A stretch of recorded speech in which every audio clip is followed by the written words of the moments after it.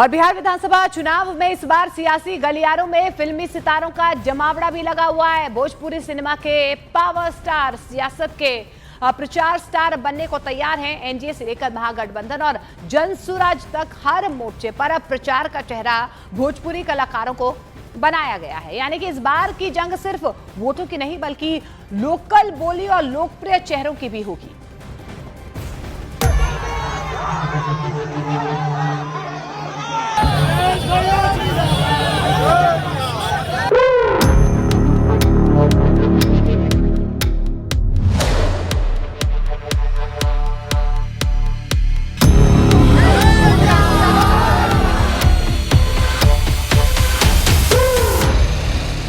बिहार के चुनावी रण में इस बार एक नई पटकथा लिखी जा रही, ताल ठोकने को तैयार हैं। भोजपुरी सिनेमा के सबसे बड़े नाम पवन सिंह, खेसारी लाल यादव, मैथिली ठाकुर और रितेश पांडे अब जनता से सीधा संवाद कर रहे हैं।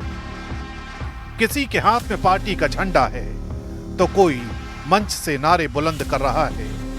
खेसारी लाल छपरा से आरजेडी प्रत्याशी के रूप में मैदान में है, वहीं मैथिली ठाकुर बीजेपी से दरभंगा की अलीनगर सीट से नामांकन दाखिल कर चुकी हैं। उधर जनसुराज पार्टी में शामिल रितेश पांडे और प्रोड्यूसर चेतना झाम भी सियासत में नई पारी शुरू करने को तैयार हैं। यानी इस बार के चुनाव में मनोरंजन से लेकर मतदाता तक भोजपुरी तड़का हर मोर्चे पर दिखेगा। एनडीए की रणनीति साफ है। बिहार के सियासत में अब भोजपुरी सिनेमा के चमकते चेहरों को जनता के बीच भेजा जाएगा। दिल्ली से लेकर पटना तक बीजेपी ने प्रचार का पूरा रोड मैप तैयार कर लिया है। मनोज तिवारी, रवि किशन और दिनेश लाल निरहुआ जैसे स्टार सांसदों को बिहार में प्रचार की अगुवाई का जिम्मा सौंपा गया है। इनका मकसद है भोजपुरी बोलने वाले लाखों मतदाताओं से दिल की भाषा में संवाद। संगीत, संस्कृति और सियासत को जोड़ने का यह फॉर्मूला पिछली बार लोकसभा में असरदार रहा था। अब वही फॉर्मूला विधानसभा में दोहराने की तैयारी है। बीजेपी के लिए यह प्रचार सिर्फ वोट अपील नहीं बल्कि सांस्कृतिक जुड़ाव बनाने का अभियान बन चुका है। हम एनडीए के कार्यों के प्रशंसक हैं, प्रचारक हैं, तो इसलिए दूसरे जो भी लोग एनडीए से दूर होगा वो अकेले में रात में ना उसको ठीक से नींद नहीं आएगी। अरे ई बिहार ह बिहार ह बिहार बबुआ, देखा कैसन चहकल बा रफ्तार बबुआ, ई बिहार ह बिहार ह बिहार बबुआ। इधर महागठबंधन और जनसुराज भी स्टार स्ट्रेटेजी में पीछे नहीं है।